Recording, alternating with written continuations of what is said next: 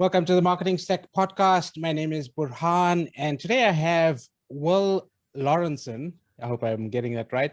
Over in Chile, London today.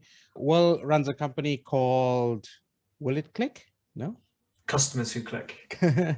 Will runs a company called Customers Who Click, and is all about conversion rate optimization, if I'm correct in saying so. And he's been doing lots of different things over the years, and we'll get into his story.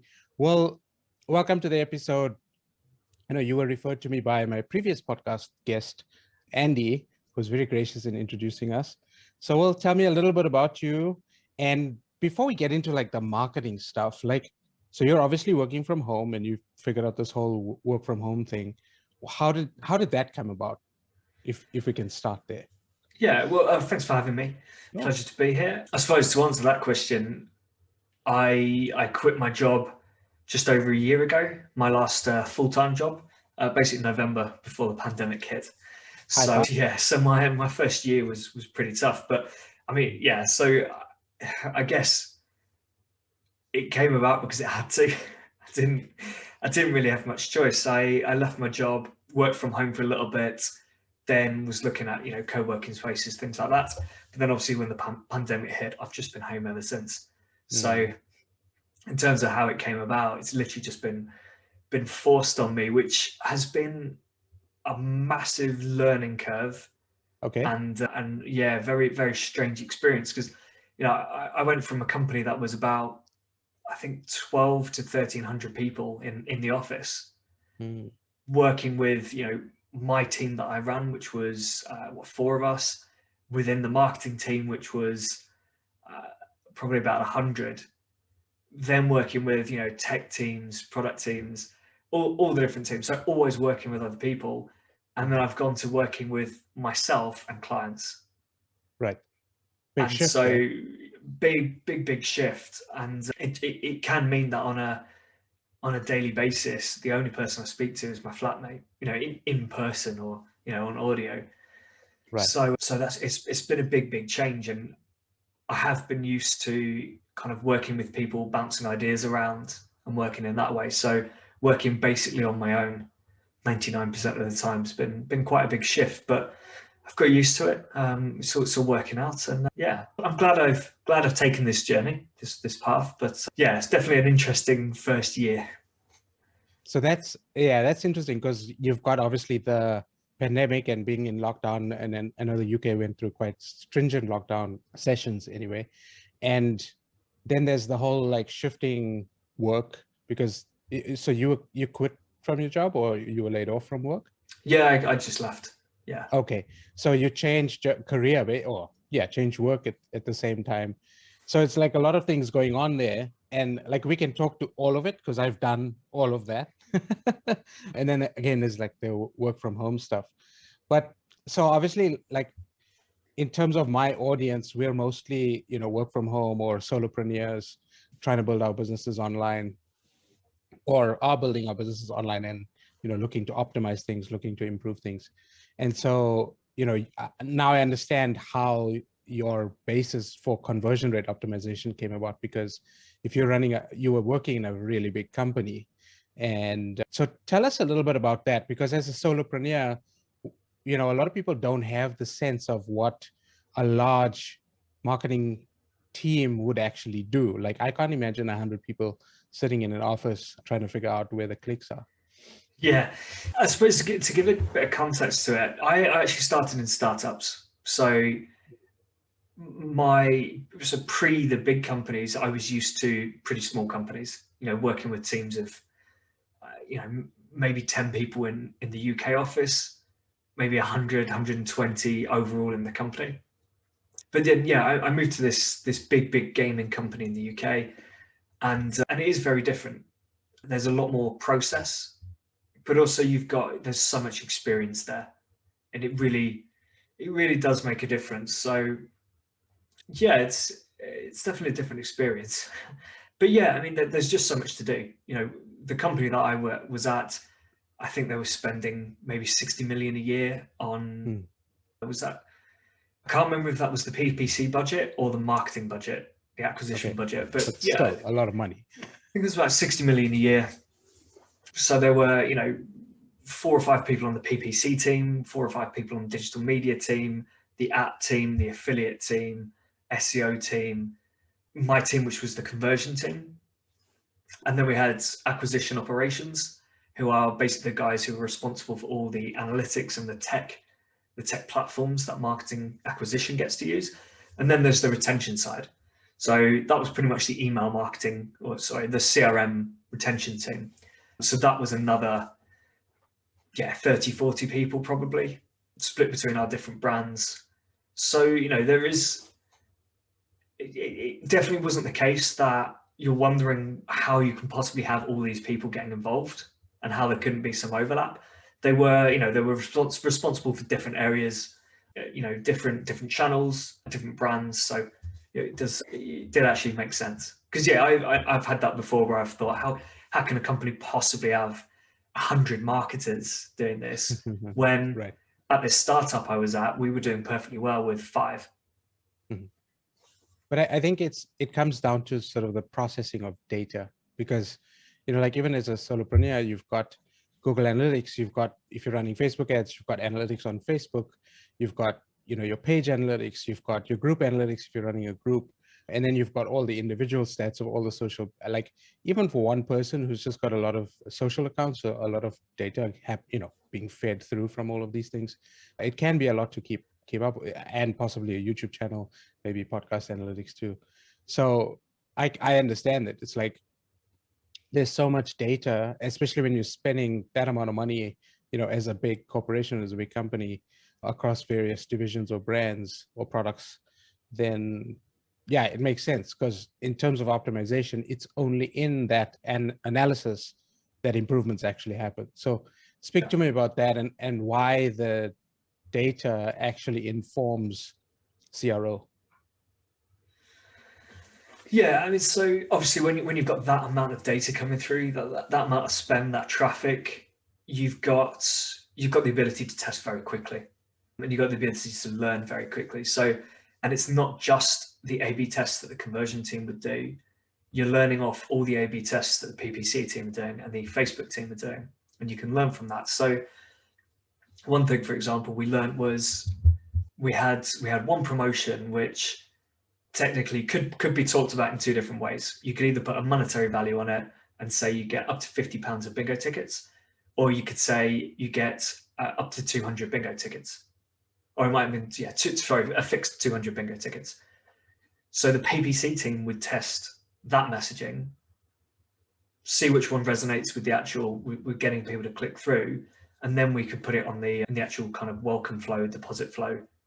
And then likewise, we could test something out in our emails, because we had the conversion team was also responsible for a certain email database, basically like leads, before they became an actual player.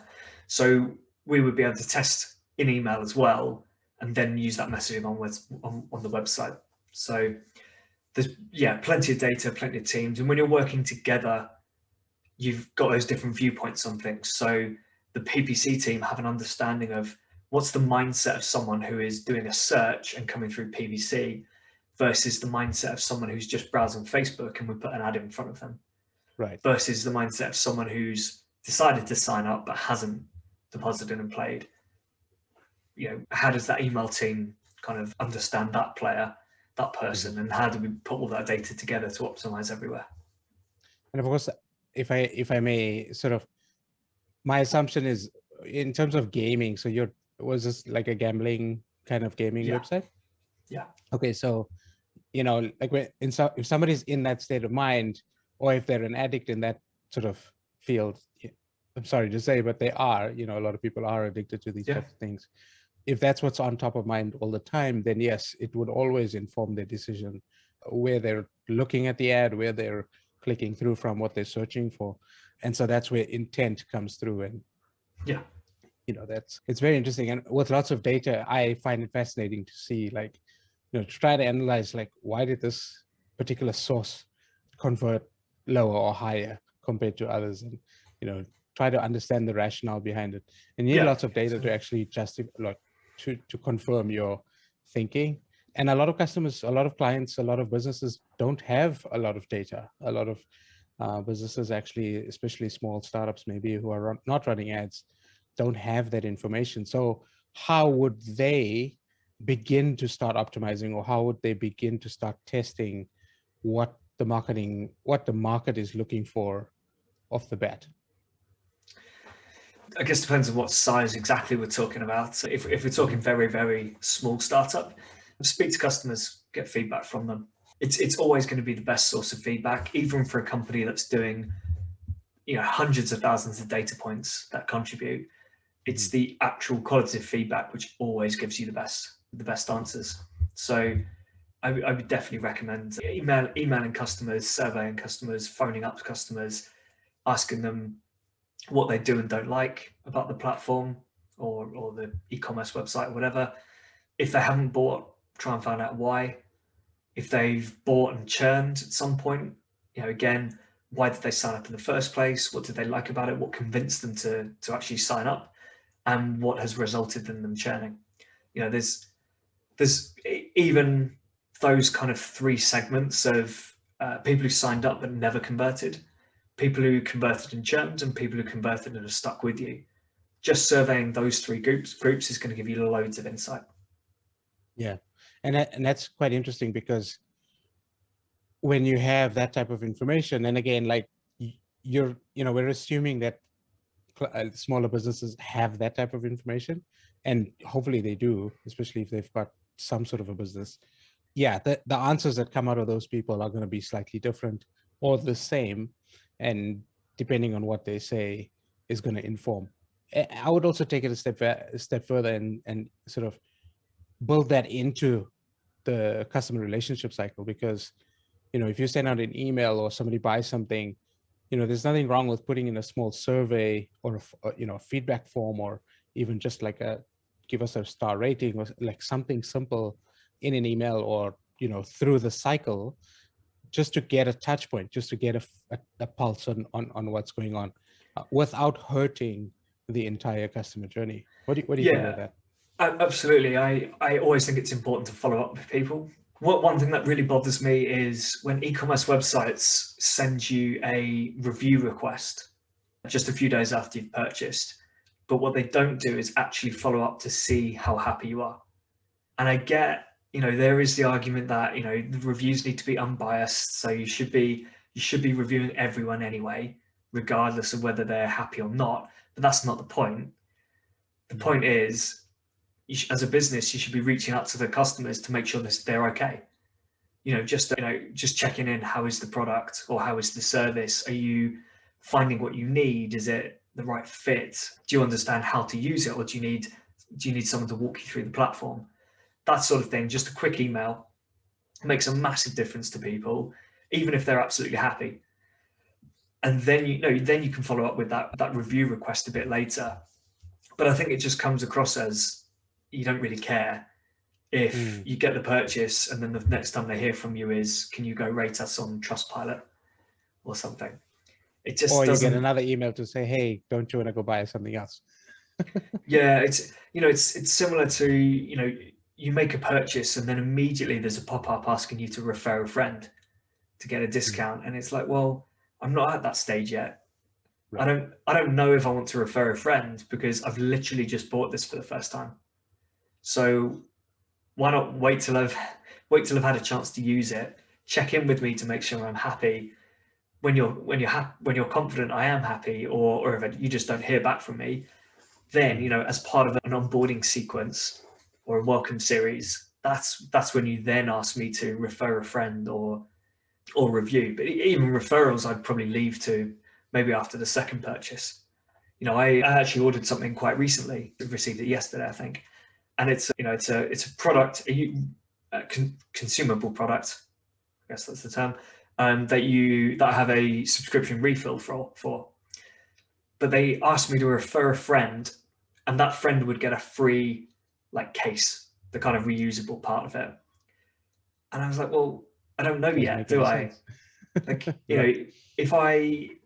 If I keep my subscription and I get that second subscription or even third, that's when you can say this guy's probably happy because he's still paying for it. let's get him to review it, or let's get him to refer a friend.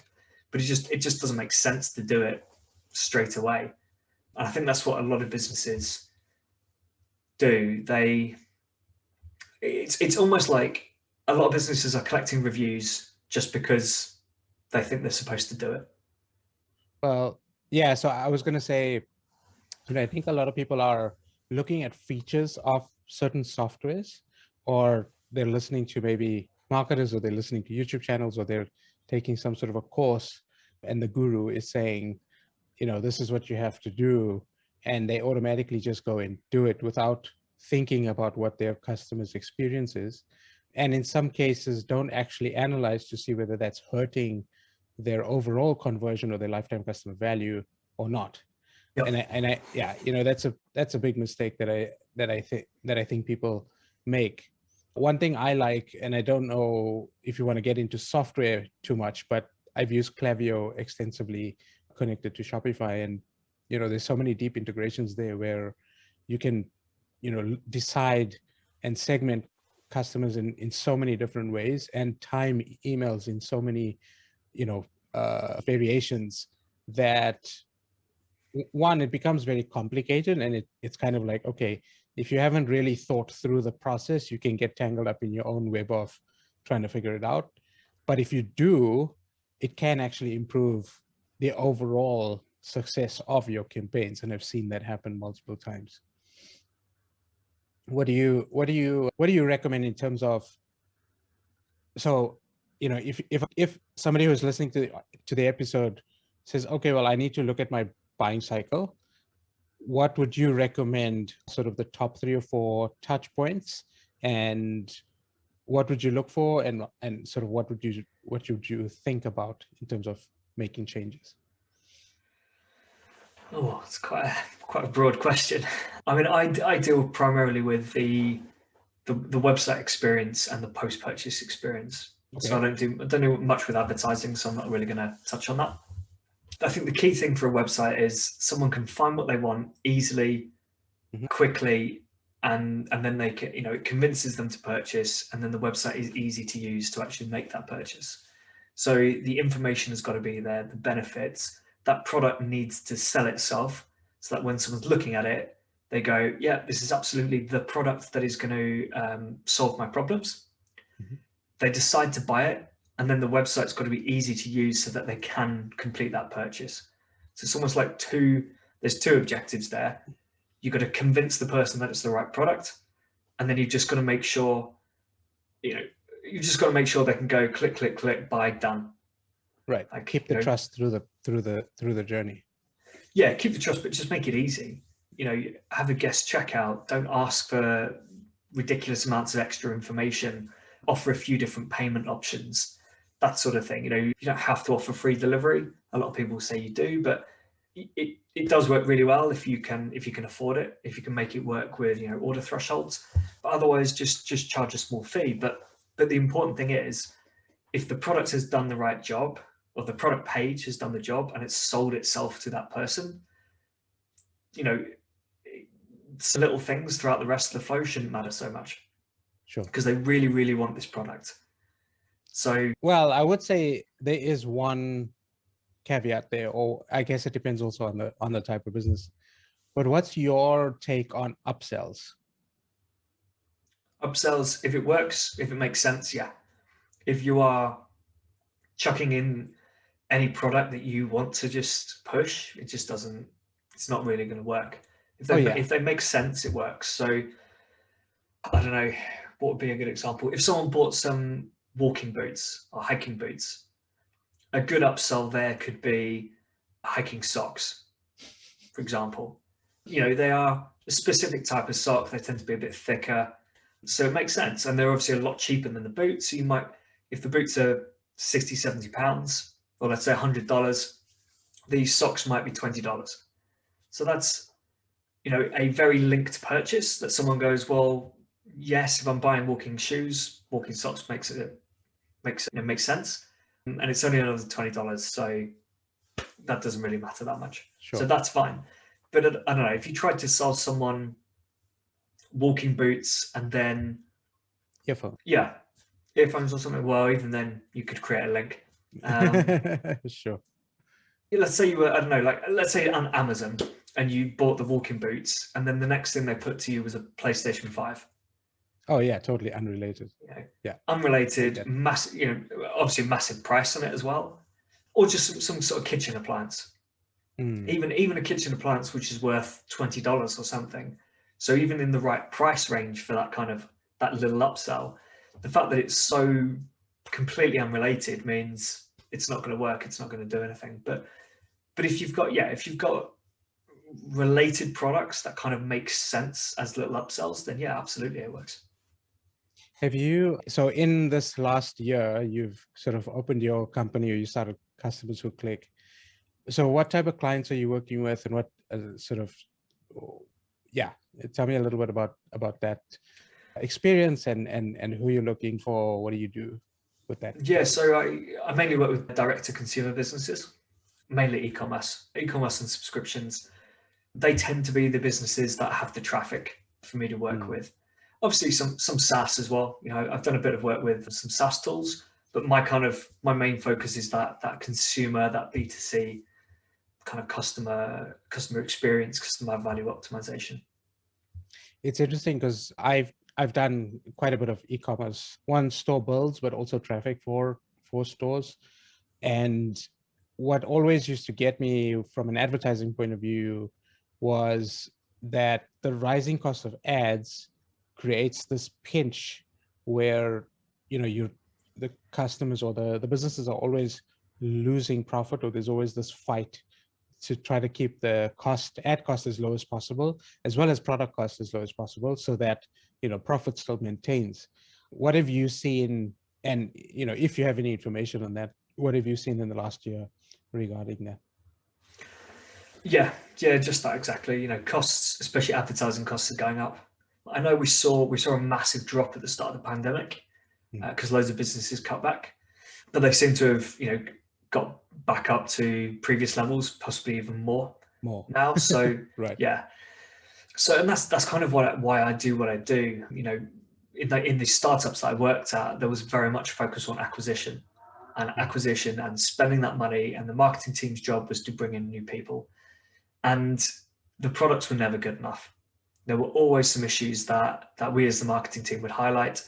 And so it was kind of those experiences which led me down this route of saying, I don't want to deal with the advertising. I don't particularly find it that interesting, to be honest, for me. Mm-hmm. What I like is when someone is on a website and they're browsing a website, why aren't they buying? And how do we, what's missing? What do we need to do differently? How can we convince that person that they've clicked on an advert, so there must be some interest there? So how do we turn that interest into a purchase? Right. Or even if they came through organically, I'm sure you have the data too. Yeah, or if they came through organically, just, if they've arrived on a website, there's a reason they've arrived on that website. And it's possible something's just wrong with the advertising and they were advertising something completely misleading. But generally speaking, if they've landed on the website, they should be either looking to purchase or looking for some information. Well, there is a way. So in analytics, you can actually exclude the bounces. Like if you bounce anybody who's over 90%, you can exclude them because it's kind of like, okay, they were serious people anyway. So depending on, I don't know if you actually do that, but that's a way that I would approach that. Tend to look at it. It's a case by case basis, really. Sure. There'll be pages where you get a 90% bounce rate, but it'll be, it could be blog pages where it kind of makes sense. Someone comes in, finds the information they need and goes. If my product page has a 90% bounce rate, then either there's an issue with the product page, an issue with the advertising, or both. Or the website.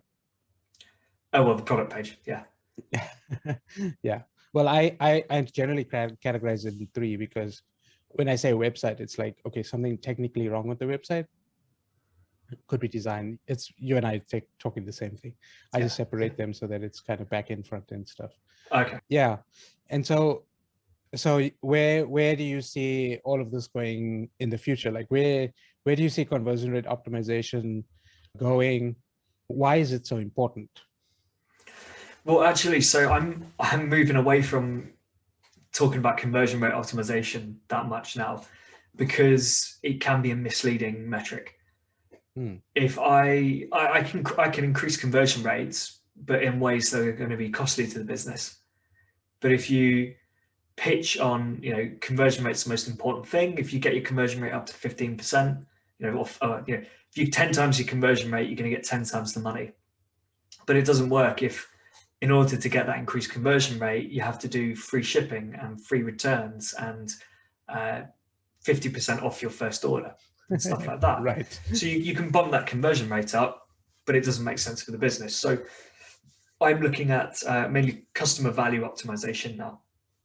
So how do we convert people at as easy as quickly, as easily as possible, at the highest value possible, and then how do we get them to come back later? So it's kind of a bit of a longer piece. I don't switch off when someone makes a purchase. I don't view that as my job complete. I view it as job complete when that person is coming back again and again. I actually like that a lot, because that gives you a unique position in the marketplace as well. Because I don't think there's many people that's talking about that, or if they are, it's very, very few. No, it is a bit segmented. Those people tend to be kind of CRM and retention people, which makes sense. You need those are important, but I don't think, it would be easy for someone to kind of missell CRO and then say to someone, well, I've got your conversion rate up to 10%. So what are you complaining about? Right. Like, that's what you hired me to do. And, it's because they've taken, used tactics that are actually devaluing. Yeah. Well, So I think it's always, sorry. No, I was going to say, it's interesting you bring that up, because I think a lot of marketers, whether they're, good marketers or not, or whether they're in integrity or not, use a lot of these sales terms to, bring clients in, promise the world, and not educate the client on what the implications could be if the goal is reached. And I love your example about, you increase the conversion rate, but the business is basically gone to shit because we just can't profit on the product itself. And I think that tends to, that lends itself to any company that's online, because there are costs associated, not as heavy costs as a physical brick and mortar business, but online there are definitely costs, and those costs are rising. And so, yeah, it makes total sense. Yeah. You're gonna continue before sorry, I cut you off there. I think I was just going to say, if you are kind of pitching CRO services, it makes sense to really put a focus on average order values. All right, maybe not so much that lifetime value piece, because that is a long-term thing, which does involve email marketing and some other areas where you might want to focus on that CRO. But the important thing is that you are making more money per person as well. Obviously, there are some cases where you might sacrifice that. You might say, well, we can give away the first month free, stuff like Netflix, Spotify, but they know that first month is going to cost them very little, and the chance of someone converting well, chance of someone sticking around for a long time is quite high. I think I read, I don't know if this is an accurate stat, but I read somewhere that Netflix has a lifetime value of about 25 months. So let's just assume that's correct. They're going to earn $10 a month for 25 months. They know they can give the first month away for free and still spend maybe $50 to actually acquire that person, and they'll be fine.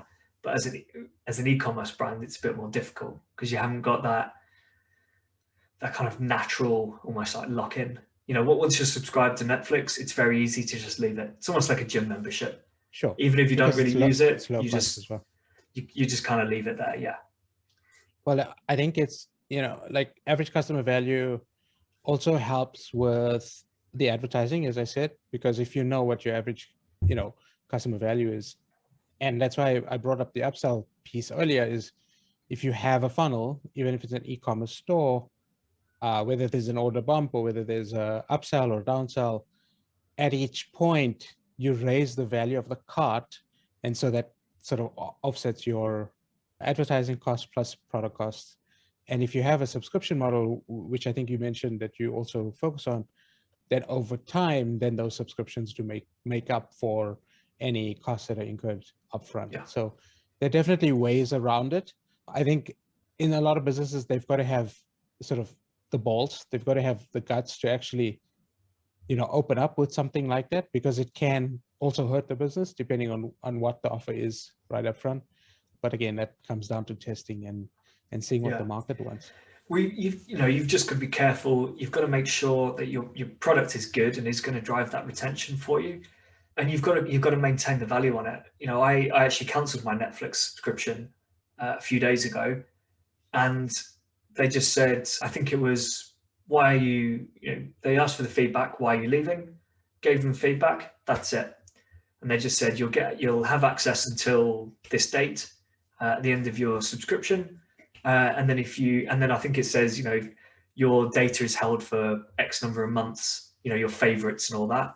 No mention of, have a free month if you stay with us now, anything like that, or no discounts, anything, because they know that as soon as people know about that, they just start cancelling every 6 months in order to get a discount. Yeah, they know it's going to drive the wrong behavior. Yeah, it drives the wrong behavior. It lowers the values. Those people are going to cancel anyway. If they want to. I probably, if they'd offered me a month, I probably would have stayed for a free month and then cancelled. Right. So, it wasn't going to keep me. It wasn't going to keep me there. And well, I think it's also. Sorry. So if I change my mind, I'm going to come back. It's yeah. Yeah, that's what I was going to say. I think they've built themselves the brand in such a way that if there is something that you do want to watch that's only available on Netflix, that you are going to come back, or you're going to borrow somebody's password to watch it. So it's just the nature of how things work. So tell us where people can find you. You have a podcast as well. Give us the links. Where can people follow you? Yeah, so the podcast is Customers Who Click, which is on iTunes, Spotify, all the usual places, and customerswhoclick.com. Best places to find me are LinkedIn and Twitter. And it's just Will Laurenson on both. Cool. And why is LinkedIn, you said, the best place? I'm always curious with this type of question. Best places, LinkedIn and Twitter. I'm just active there. I share a lot of content on LinkedIn and Twitter, and more so LinkedIn. I have a lot of conversations there, so I'm always kind of active on there because, either there's a conversation going on a piece that I've posted out there, or I'm having conversations with people on other posts. So I'm just quite active if a message comes through or something. I prefer LinkedIn as well. LinkedIn is more homely for me than Instagram or any of the other social. Also, it feels a bit more personal, I guess. If someone connects with me through LinkedIn and we exchange a couple of messages, it feels a bit more, I guess, informal and friendly, rather than receiving an email, not knowing what this person looks like, who they are. And it might just be an email saying, I think I heard you on this podcast. I'd like to talk to you about working with us, something like that, which is a great email to receive. But it's still, I don't know, it just feels a bit nicer when someone contacts you through LinkedIn with the same message, or Twitter. Yeah, I suppose. Well, thank you so much for joining me on the podcast. I hope that you enjoyed it as much as I did. Conversion rate optimization, or customer value, is not something that people talk about a lot. And so I thoroughly enjoyed the episode and learned something from you too. So thank you for that. For everybody who's listening to the episode, I'll put the links to Will's pages and to the podcast below in the show notes. And so thank you so much for listening to the episode. I will catch you on the next one. Thanks, Will. Thank you for having me. Pleasure.